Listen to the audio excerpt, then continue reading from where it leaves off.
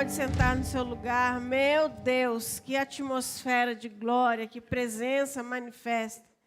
Que bom que estamos aqui nesta noite, neste lugar, neste encontro marcado com Deus. Você que está aqui neste prédio, mas você também que está em casa. Você que está assistindo depois desta data. Deus tem algo extraordinário para as nossas vidas, amém? E antes de começar a palavra desta noite, eu quero lembrar as mulheres que temos um encontro no dia 19. E a natureza desse encontro é o que estamos fazendo aqui hoje. É um dia de adoração, mulheres em glória. E eu quero dizer para você, mulher, que prepare o seu coração para esse dia.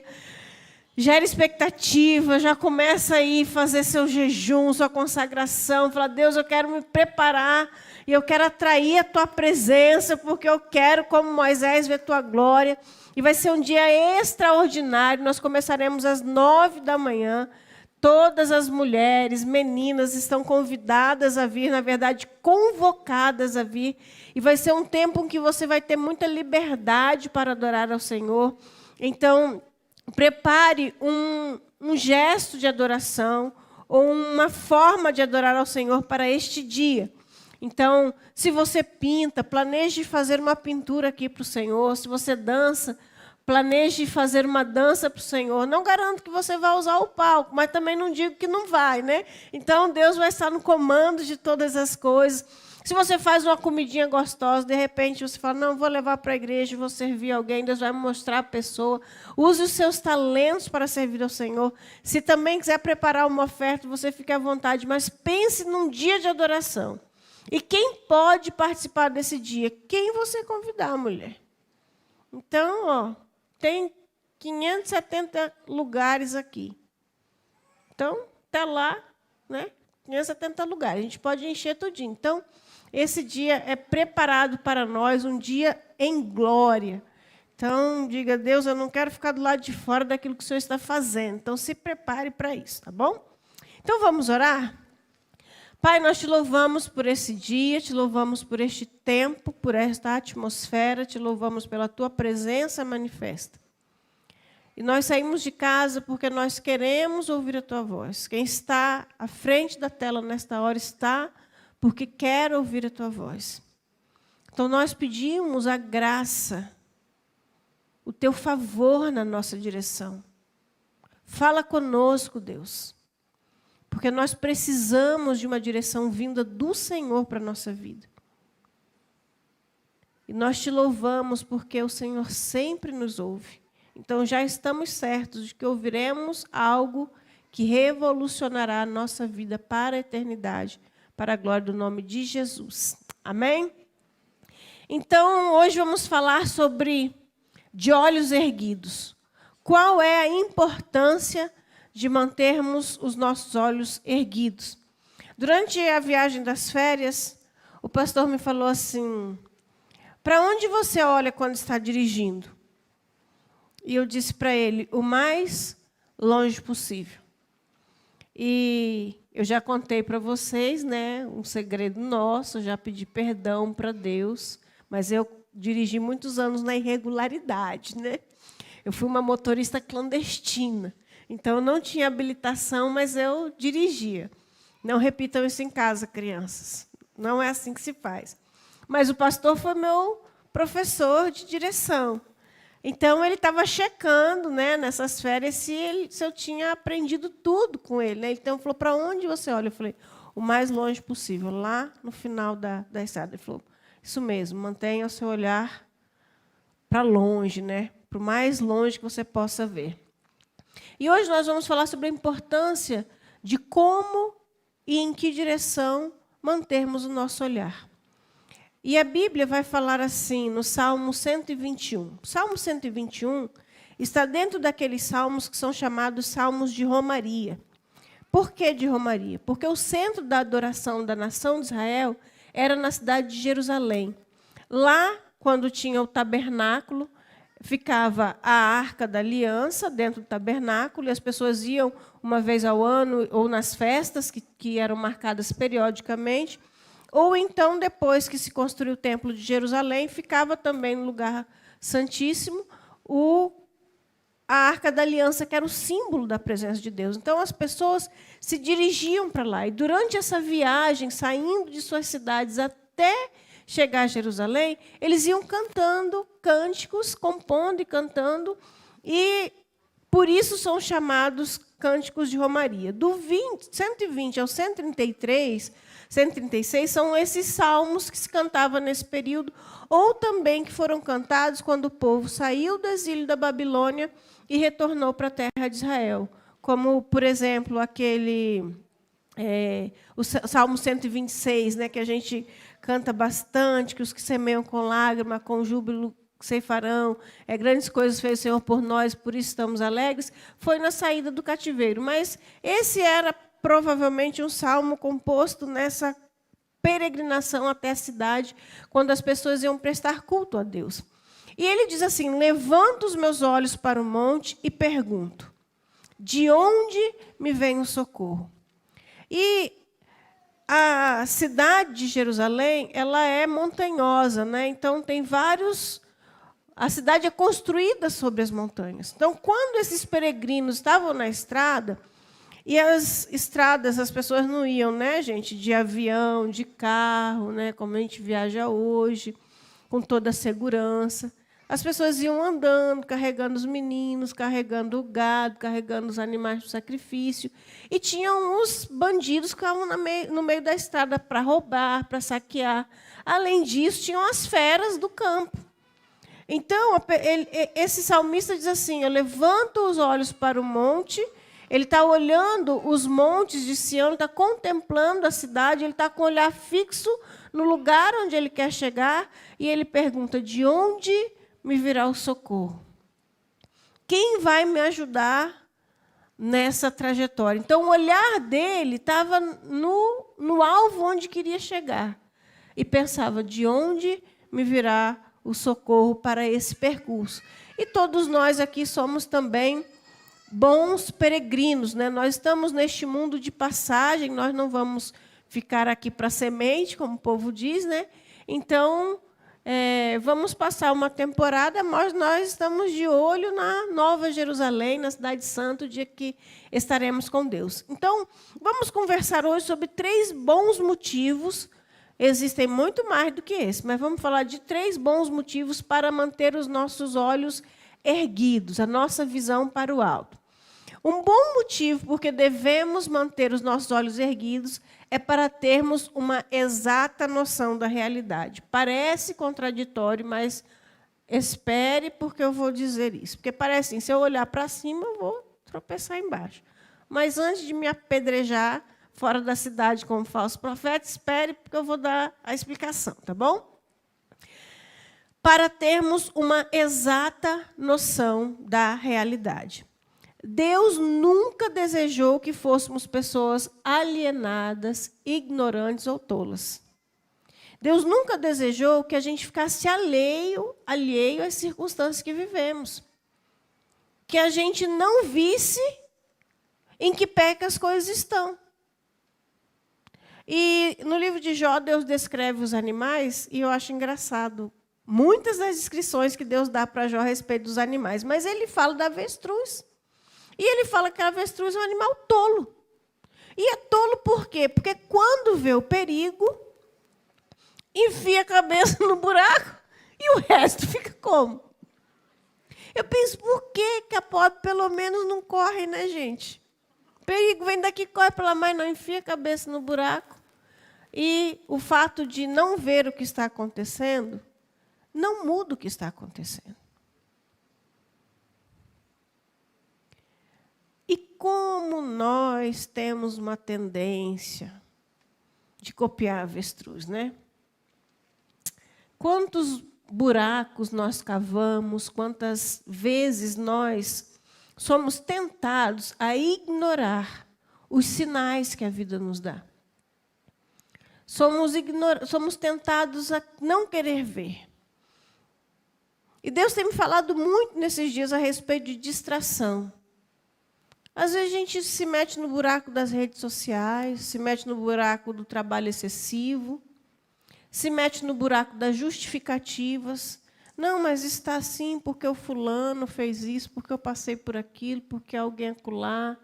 E a gente vai criando mecanismos para fugir de ver aquilo que nós devemos ver.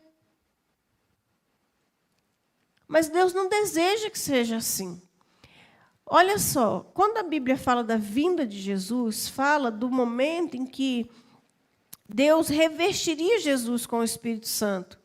E aí fala assim, ó, e repousará sobre ele o Espírito do Senhor, o Espírito de sabedoria, o Espírito de entendimento, o Espírito de conselho, Espírito de fortaleza, Espírito de conhecimento e de temor do Senhor. Gente, quantas habilitações o Espírito Santo presente na vida de Jesus daria a ele, que tem a ver com a capacidade de discernir, de fazer avaliações acertadas, de compreender as coisas.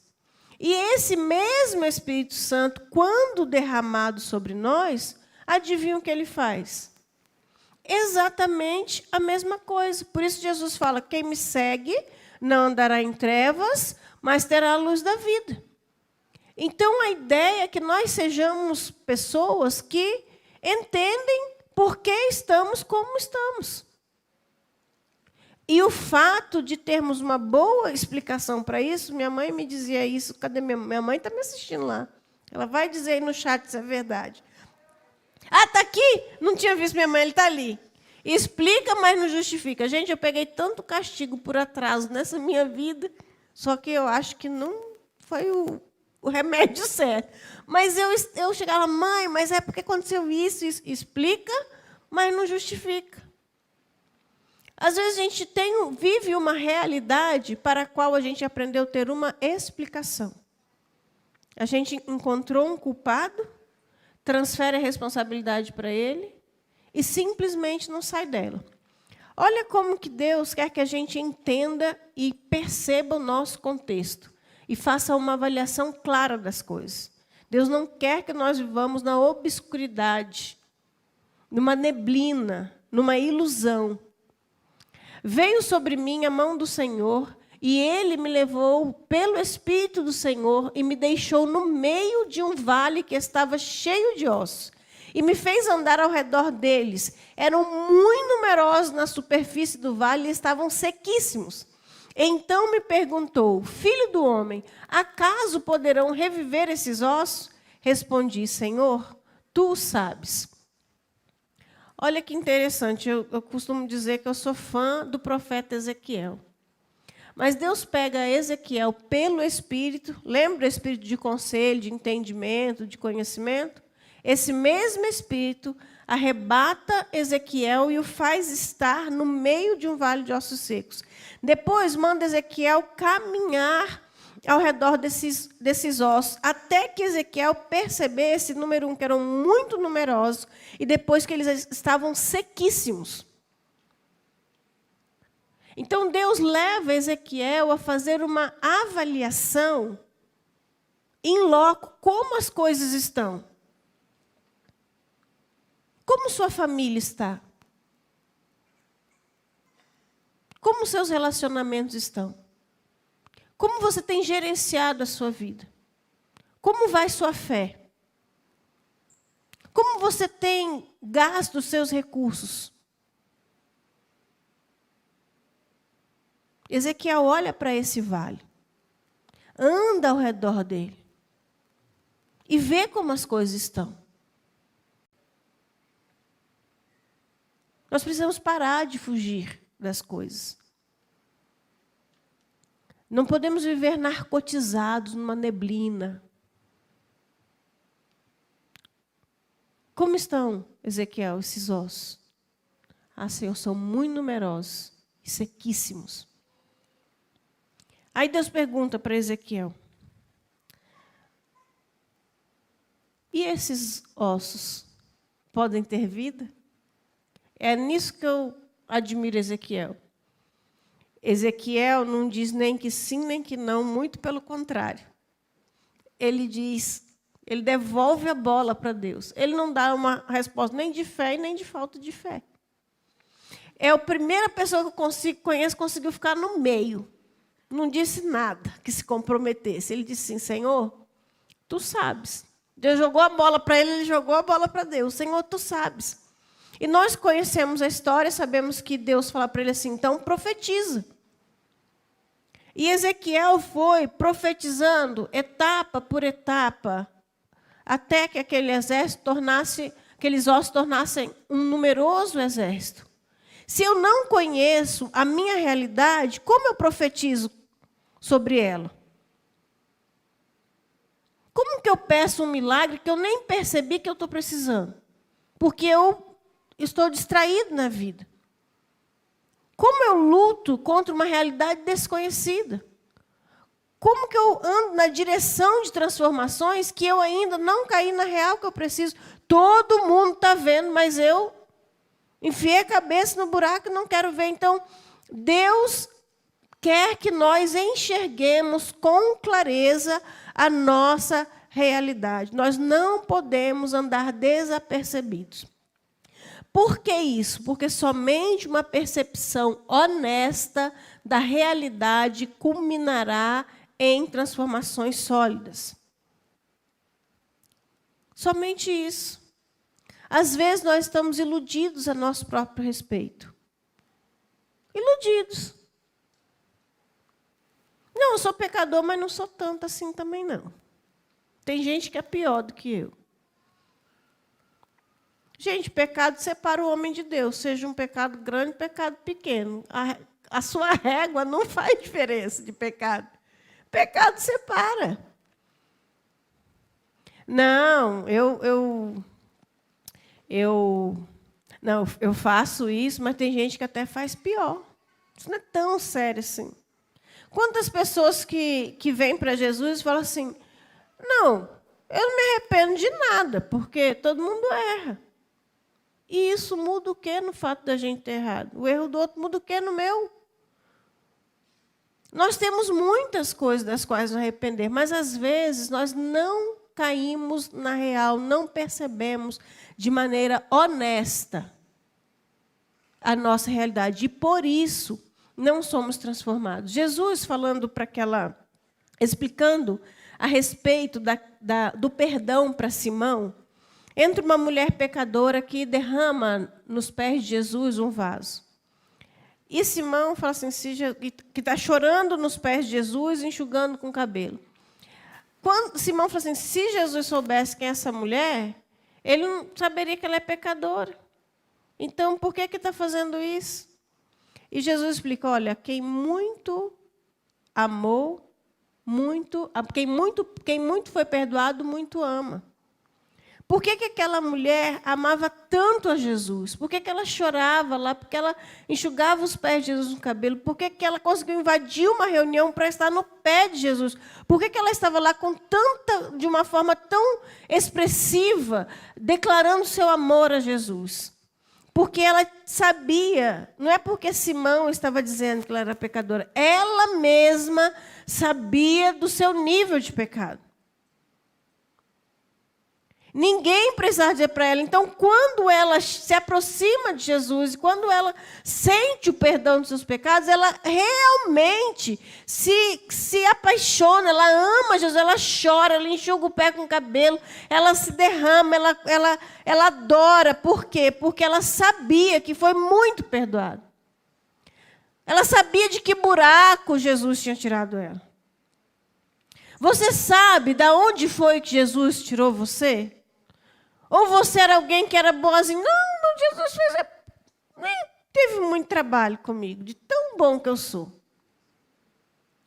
Porque se você não tem noção da obra de Jesus na sua vida, você pouco ama. Se você, quando se avalia, tem um conceito equivocado a respeito de si mesmo, você não vai entender por que tanta gente é tão apaixonada por Jesus. Eu vivia dentro de igreja. Não fui uma filha que dá trabalho para os pais, mas quando eu conheci a graça de Jesus, eu sabia o inferno que existia dentro de mim. Ele não era manifesto para as pessoas, mas eu sei de onde foi que Jesus me tirou. Eu não podia fazer outra coisa senão viver para Ele. Eu não tinha como canalizar o foco da minha vida, as minhas energias, não tinha como. Eu tinha 17 anos, eu peguei todo o meu planejamento que eu tinha feito a curto, médio e longo prazo, queimei tudo e falei, eu vou viver para esse Jesus, porque eu sei da onde Ele me tirou. Se você não sabe, não tem a dimensão correta das coisas, as suas transformações serão só enquanto der. Começa hoje, amanhã larga, porque não foi uma avaliação real, não foi uma avaliação honesta. É um arrependimento. Não é de verdade. Mas quando a gente entende que muito foi perdoado, aí a gente muito ama. Diz assim, a respeito do filho pródigo. Esse menino chega lá no pai e fala assim, pai, eu quero os meus bens, a minha herança, e eu vou cair fora. O pai junta tudo, dá para ele. Não está escrito assim na Bíblia do jeito que eu estou falando, tá, gente? É na linguagem da Thalita, tá? Mas, em linhas gerais, essa é a história. O pai junta as coisas, o menino sai, gasta tudo, e, de repente, ele está sem dinheiro já, vivendo de maneira... Já está pobre. Então, agora ele está cuidando de porcos, tentando comer a comida dos porcos, porque ele não tinha mais nada. Nesse momento que ele está nesta condição, a Bíblia diz assim, caindo em si, ele disse, quantos empregados de meu pai têm comida de sobra, e eu aqui morrendo de fome?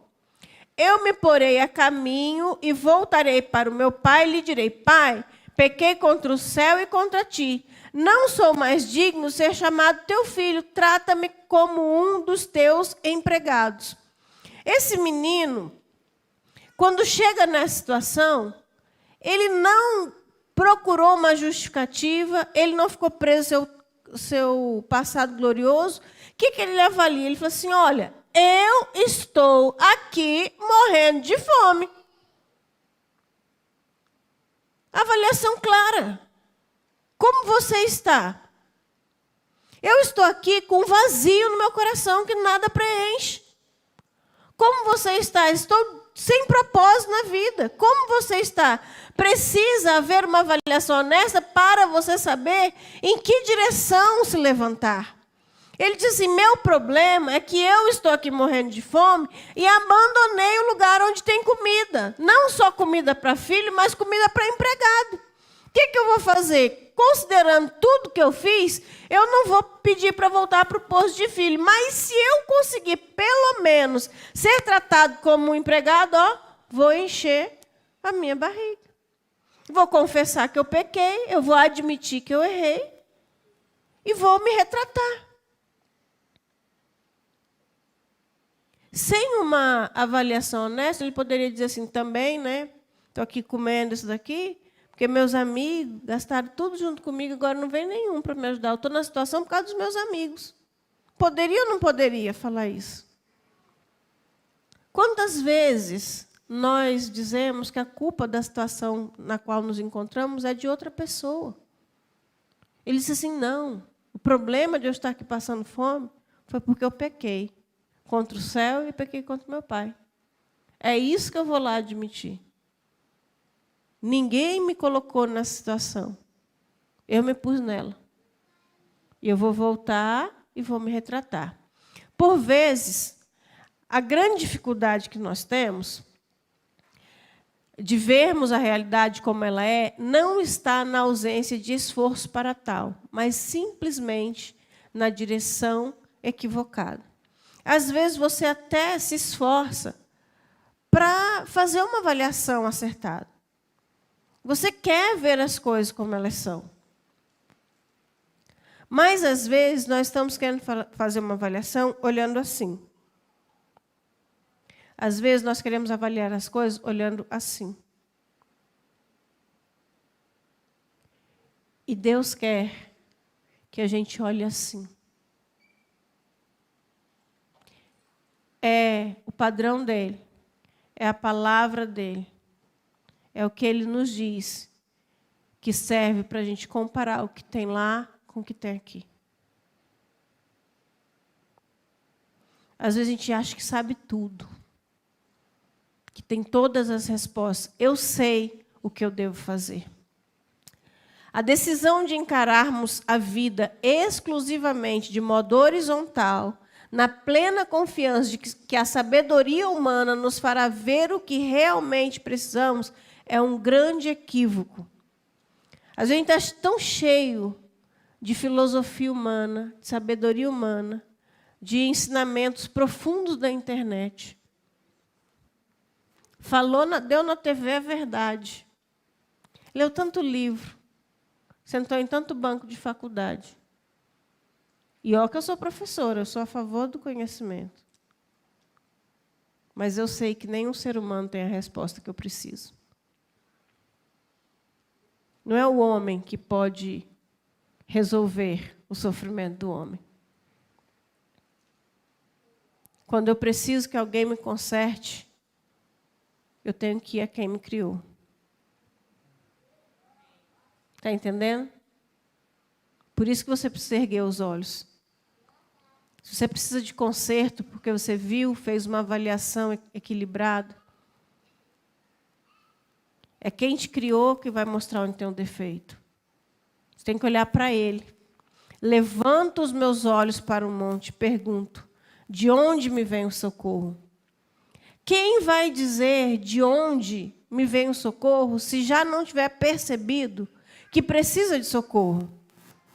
Você, ao avaliar de maneira equilibrada, de maneira acertada, se você avaliar olhando para o alto, a primeira coisa que vai perceber é que precisa de socorro.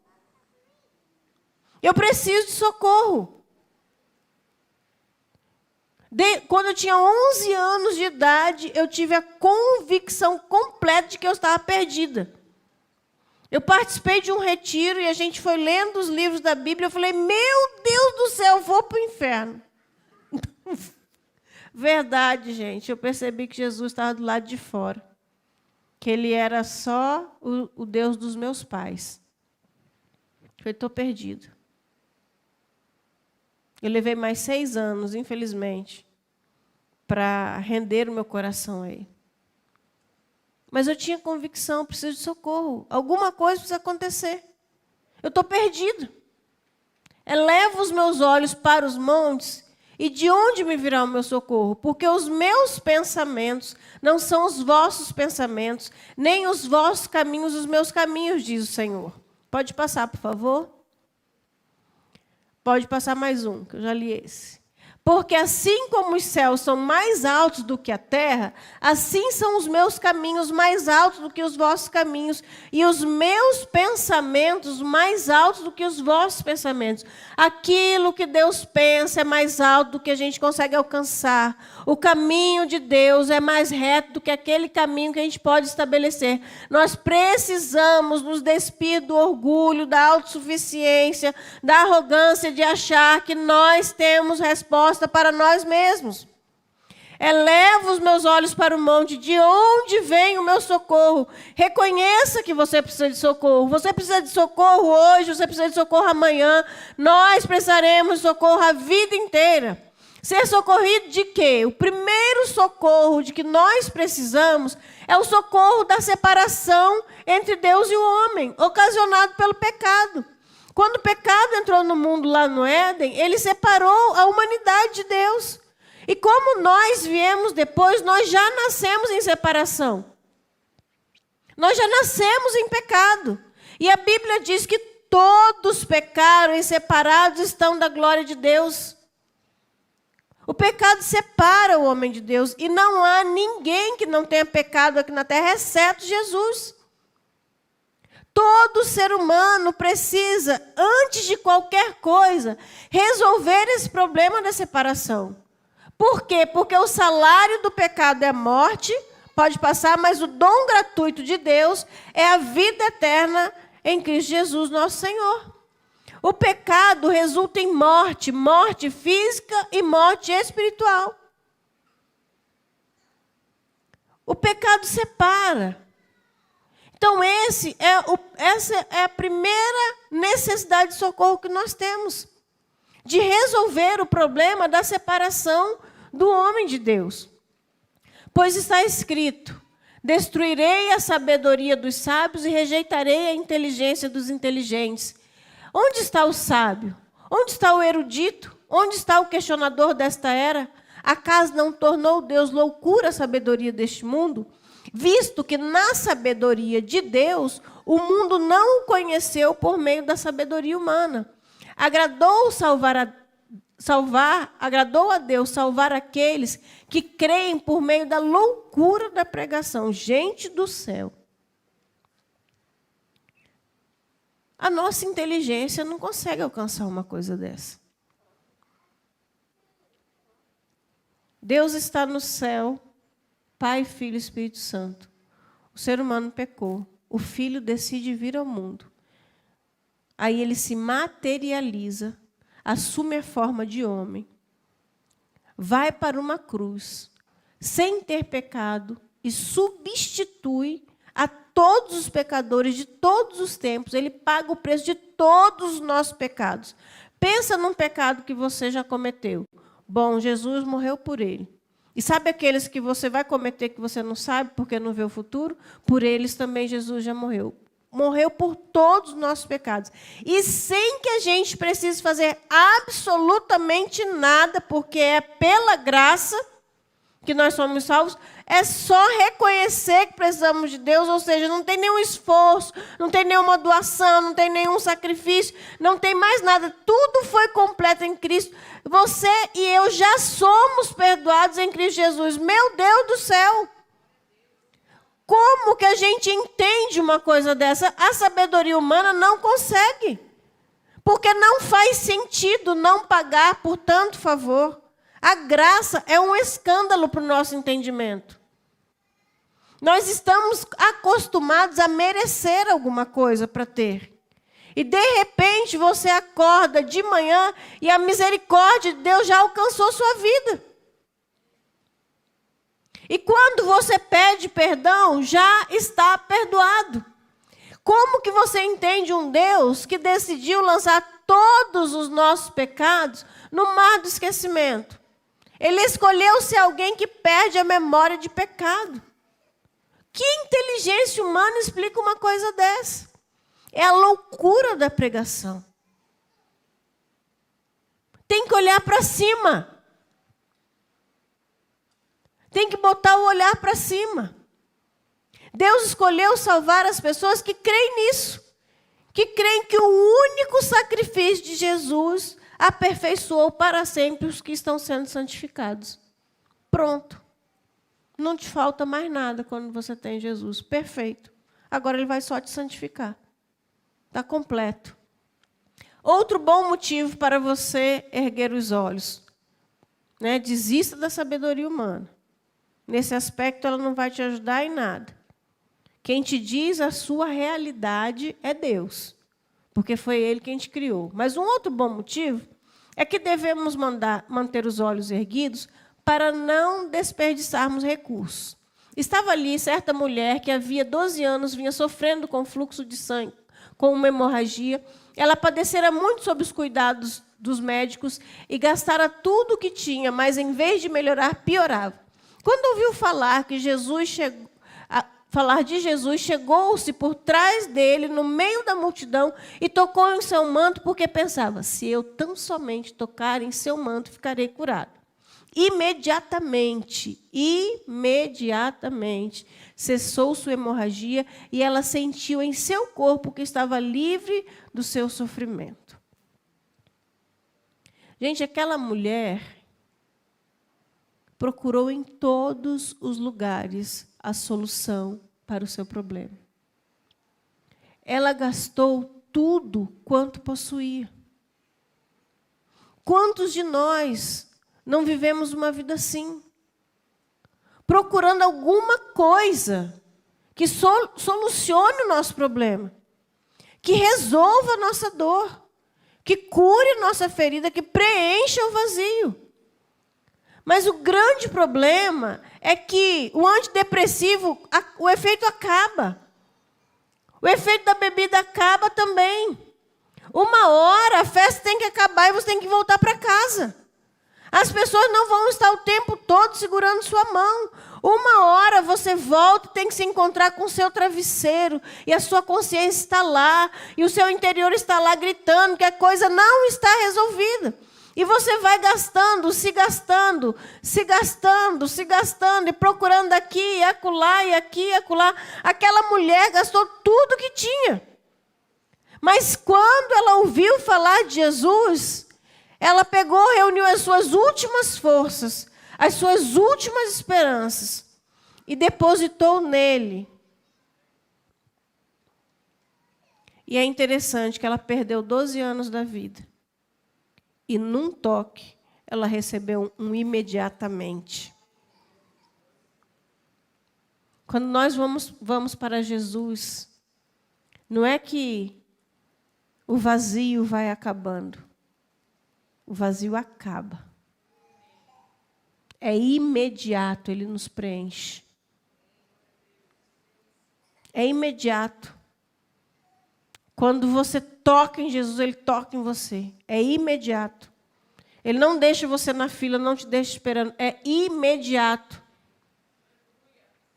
É na hora.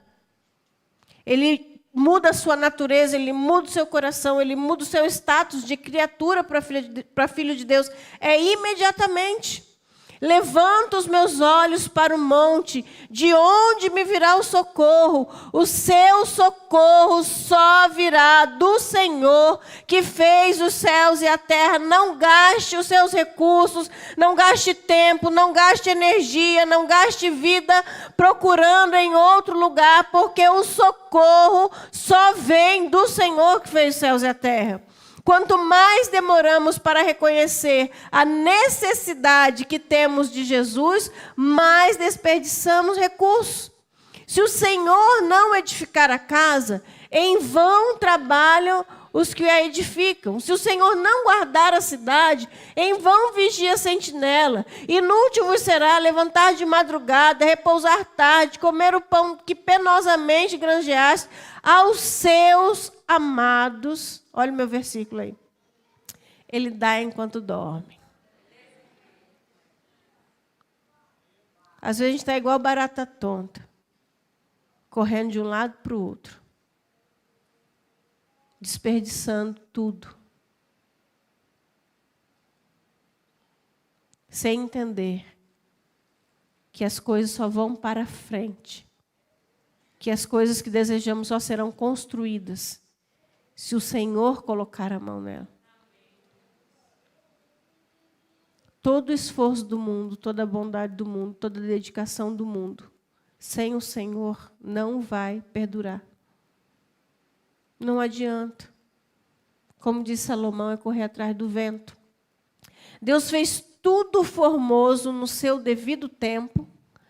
Também pôs a eternidade no coração do homem, sem que este possa descobrir as coisas que Deus fez, desde o princípio até o fim. Tem gente que, para receber Jesus, está esperando uma explicação minuciosa, um relatório completo na mesa, de tudo que Deus fez, desde o dia que disse, haja luz, até o último dia, quando encerrar tudo. Gente, não vai ter, não. Não adianta ficar esperando isso. Deus não se explica para nós. Ele explica algumas coisas para nós. Mas o fato é que Deus colocou dentro de nós o buraco da eternidade. Um lugar dentro do nosso coração que chama por algo transcendente, algo que vá além de nós. E você pode até pensar que ocupa esse lugar com algum nível de espiritualidade, mas não é disso que a gente está falando. É um lugar que só se completa em Jesus. E é por isso que, às vezes, a ausência de propósito e vazio pode negar, dizer, eu não acredito em nada. O vazio fica lá. Pode ficar dizendo para você assim, é que nem se eu dissesse assim para mim. Eu sou alta, eu sou alta, eu sou alta, eu sou alta, eu sou alta. Gente, o dia que eu tivesse que pegar um negócio lá em cima, o que, é que eu ia ver? Eu vou ver que eu sou baixinha, que eu preciso de uma escada. Eu não acredito, eu não acredito, eu não acredito que tenha vazio nenhum, não acredito que tenha eternidade nenhuma, não adianta nada. Continua aí dentro. Deus implantou um espaço para ele dentro de nós. Dar-vos-ei um coração novo e porei dentro de vós um espírito novo. Tirarei de vós o coração de pedra e vos darei um coração de carne. Sabe, Deus é quem tem a transformação que nós precisamos. Quando Ele vier, Ele convencerá o mundo do pecado, da justiça e do juízo. Do pecado porque não creem em mim, da justiça porque vou para o Pai e não me vereis mais, do juízo porque o príncipe deste mundo já está julgado. Deixa eu explicar uma coisa. Porque o salário do pecado é a morte. Mas o dom gratuito de Deus é a vida eterna em Cristo Jesus. Aí Jesus está explicando que quando o Espírito Santo viesse, ele convenceria o homem do pecado. Ele não falou que convenceria o homem dos pecados. Ah, não matar, não mentir, não roubar. Não é disso que ele está falando, dos pecados. Ele está falando do pecado. E Jesus explica, do pecado, porque não crê em mim. O que separa uma pessoa de Deus é cometer o pecado de não crer em Jesus. Mas não crer em Jesus como Ele é. Ele é Senhor e Ele é Salvador. Quando eu creio em Jesus de verdade, Ele se torna o meu Senhor e o meu Salvador. Ele governa a minha vida. É diferente convencimento de conversão. Agora eu vou poder falar diferente. Por quê? Antigamente eu dizia assim, eu estou convencida que exercício físico, atividade física faz bem para a saúde. Mas eu não era uma pessoa convertida. Eu andava em pecado. Eu era desviada, gente. Então eu dizia, certo, se alguém perguntasse, faz mesmo que é bom. Vai te fazer super, faz muito bem. Mas se você me perguntasse, você faz, pastor? Eu dizia não. Por quê? Porque eu era só convencida. Quando você se converte, isso vai mudar a maneira como o que você pratica.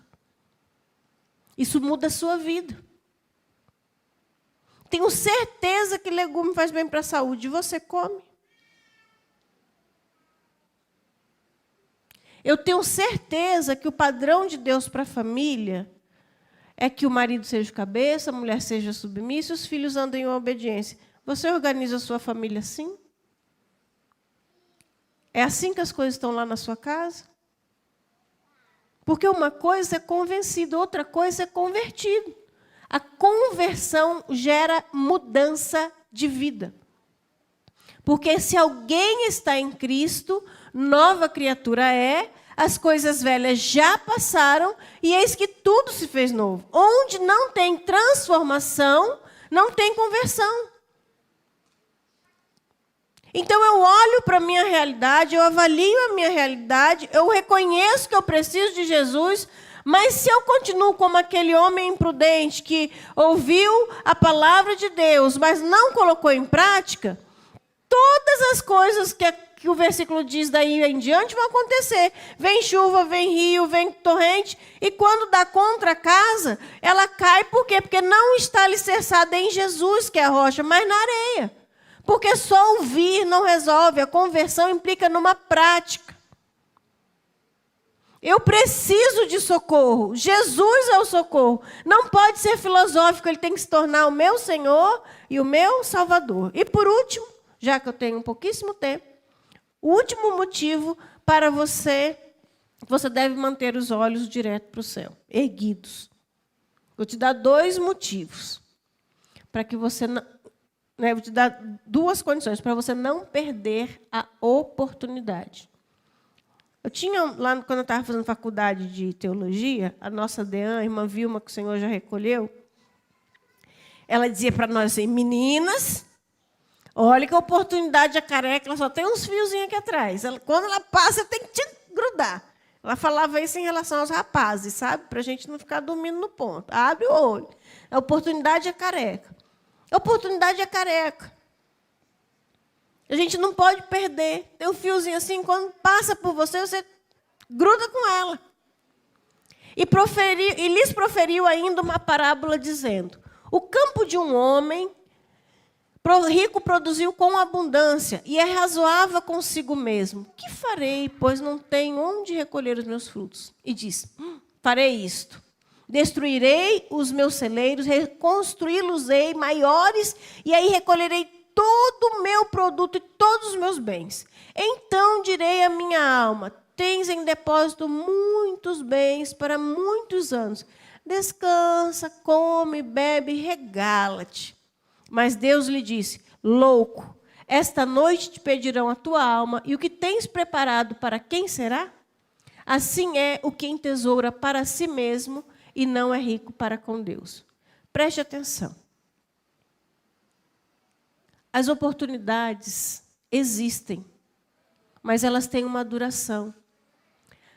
Aquele homem construiu os seus celeiros, aumentou tudo e disse assim: o que eu tenho vai me servir durante muitos anos, porque ele cria que ia viver muitos anos. E quantos de nós estamos adiando decisões importantes, ou a decisão mais importante da vida, pensando: eu posso deixar isso para amanhã? Você já parou para pensar que se esta noite Deus decidir pedir a tua alma, se você está pronto? Se as tuas questões estão resolvidas?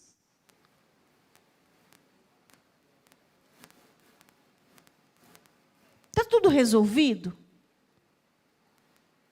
Você é um filho de Deus, suas questões estão resolvidas? Se você não é um filho de Deus, suas questões estão resolvidas? Nós não temos o controle do tempo. A oportunidade pode acabar de duas maneiras. Às vezes, nos esquecemos da brevidade da vida, pode passar aí, e do fato de que não temos o controle de sua duração. Não temos controle. Eu estava falando aqui no primeiro culto, né? Se Deus me livre e vier a faltar, Deus decidiu me levar hoje. Eu fico viúva, o pastor casa com outro, vai ter outro pregando aqui no meu lugar, gente. Imaginar. Deus nos livre desse mal terrível. Mas pode acontecer. Então, eu quero marcar muito bem o coração e a memória do meu marido, para ele pelo menos sentir falta de mim, demorar uns 2 ou 3 dias para me substituir por alguém. Mas a vida é breve. Passa. Nós não temos controle sobre isso. E nós não podemos ficar adiando decisões. Assim, pois, como se diz, assim, pois, como diz o Espírito, hoje, se ouvirdes a sua voz, não endureçais o vosso coração, como foi na provocação, no dia da tentação no deserto. Então, é para hoje. Porque nós não sabemos e não podemos garantir o próximo segundo de vida. Outra coisa que nós não podemos marcar é o dia que Jesus vai voltar. Um dia ele voltará para buscar a sua igreja. Ele vai chegar aqui e vai nos levar. E eu já disse que eu estou ansiando por esse dia. Estou querendo que esse dia chegue logo. E se esse dia for um dia que eu estiver comendo arroz, feijão, ovo e uma salada de tomate, perfeito. Comendo a minha comida preferida.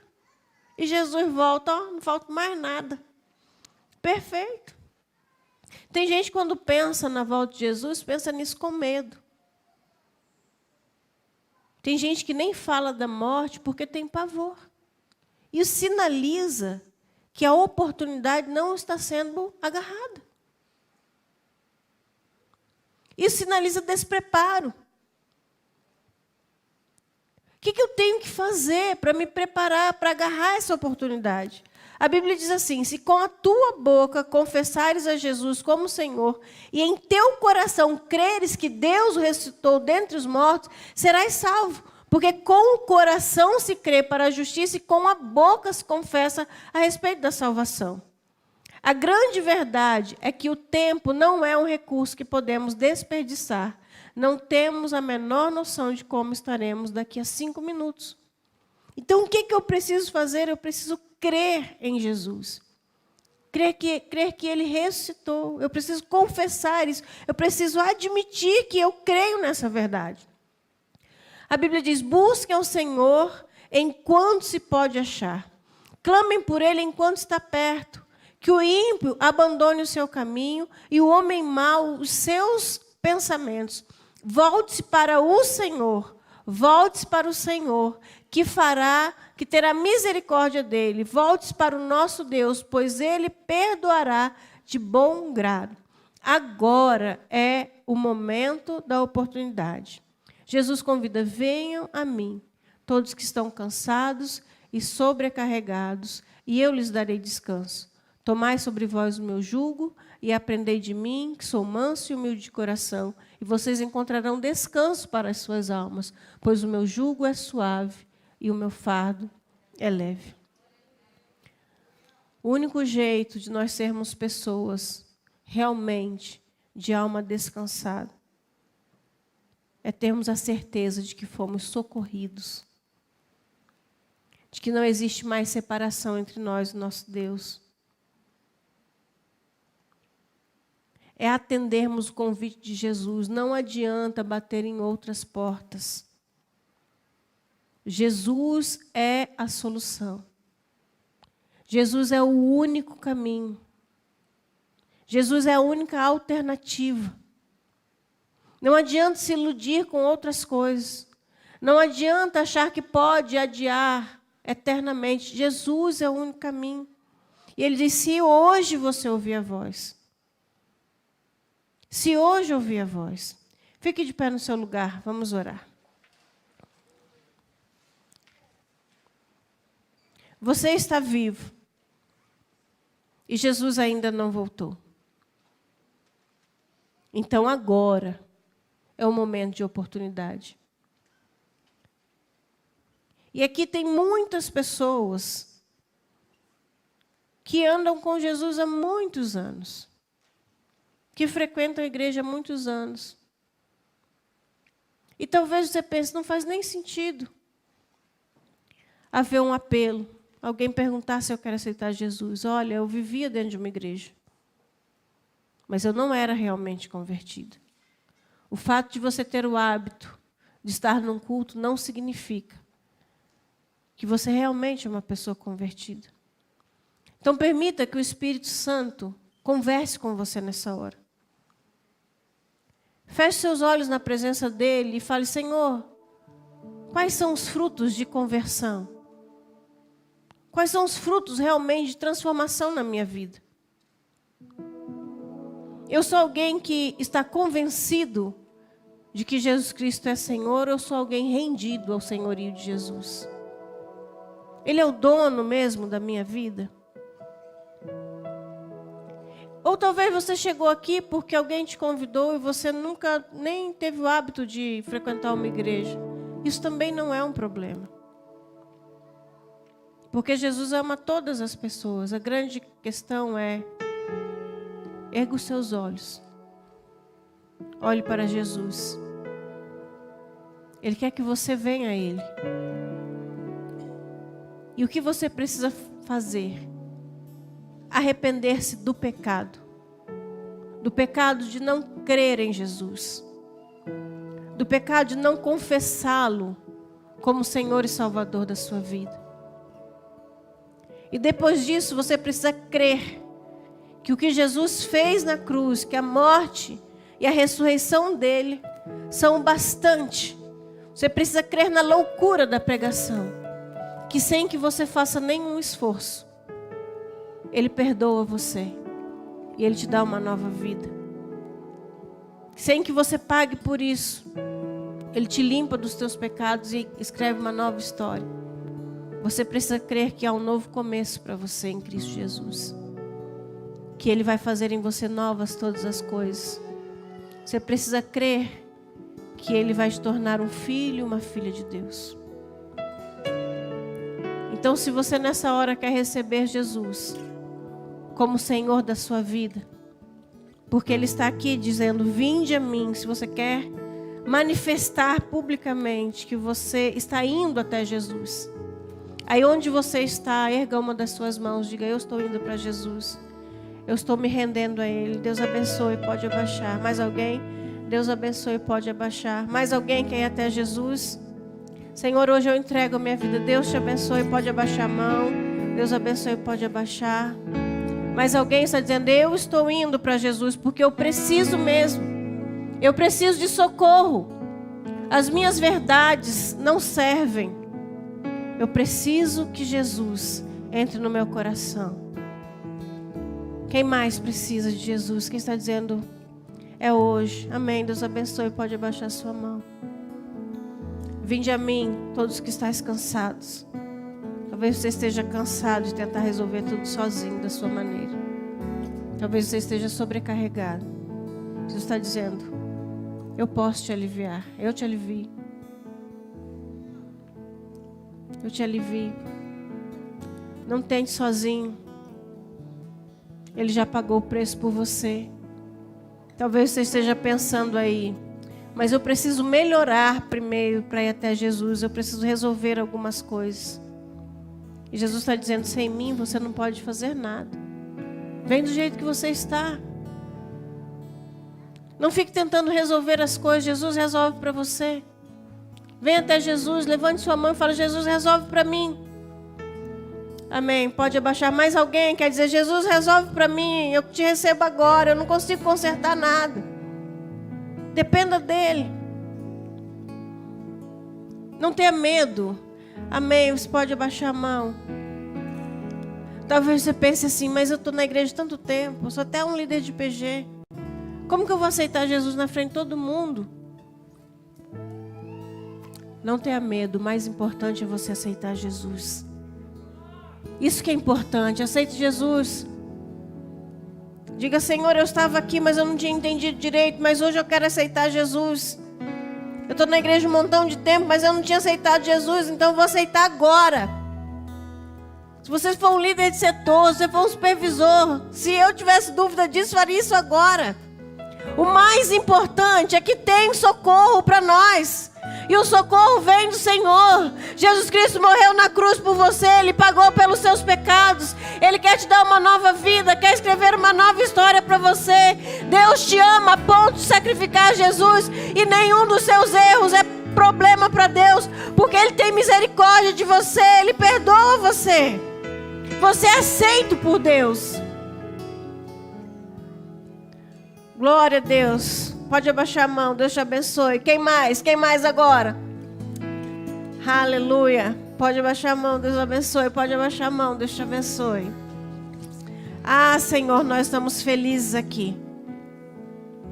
Porque quantas pessoas, como aquela mulher do fluxo de sangue, agora decidiram ir até Jesus. Quantas pessoas agora decidiram aceitar o convite. E que legal, porque é uma festa no céu. Que legal, porque hoje eu começo uma nova história com elas. Que legal, porque de hoje em diante elas vão começar a ouvir uma voz interior que vai começar a dizer, este é o caminho, vá por aqui. Que legal, porque elas não estão sozinhas. Nós somos a família delas. Obrigada, porque nós vamos cuidar e amar. Nós vamos proteger, vamos ensinar essas pessoas, vamos ajudar.